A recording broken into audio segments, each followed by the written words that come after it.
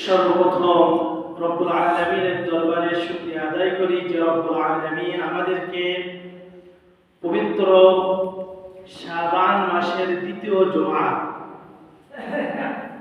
রমজান অতি সন্নিকটে আমাদের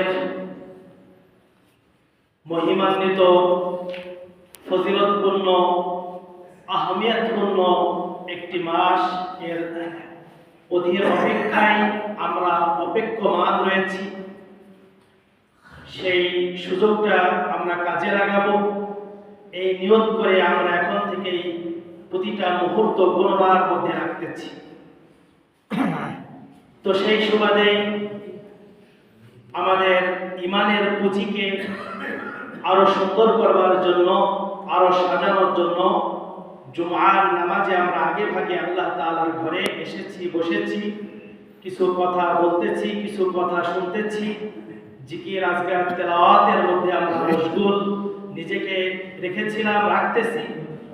তো যে আল্লাহ তাআলা আমাদেরকে এই এত সমূহ ভালো কাজ করবার, ভালো কাজগুলো ধরবার, ভালো কাজের বুঝ পাওয়া তৌফিক দান করলেন, সে আল্লাহ তাআলার দরবারে আমরা আমাদের অন্তঃস্থল থেকে শুকরিয়া আদায় করতেছি কত শুকরের মাধ্যমে, এবং মনে প্রাণে আমরা চাচ্ছি যে আল্লাহ তাআলা এরকম ইবাদতের লাইনে হাজারো সুযোগ যেন আল্লাহ তাআলা আমাদেরকে করে দেন, বের করে দেন, এবং আমাদেরকে সুযোগ করে দেন, আমাদের শরীরের মধ্যে সুস্থতার নিয়ামত দান করে দেন আরো বেশি থেকে বেশি।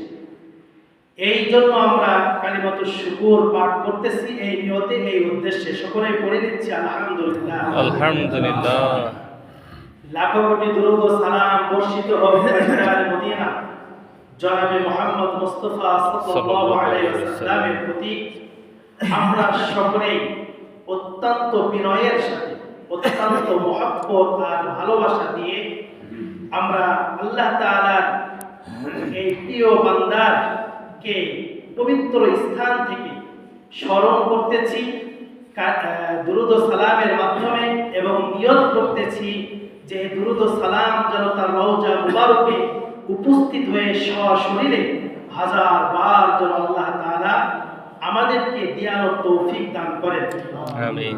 এই নিয়তে সকলে পড়ে নিচ্ছি সাল্লাল্লাহু আলাইহি ওয়াসাল্লাম।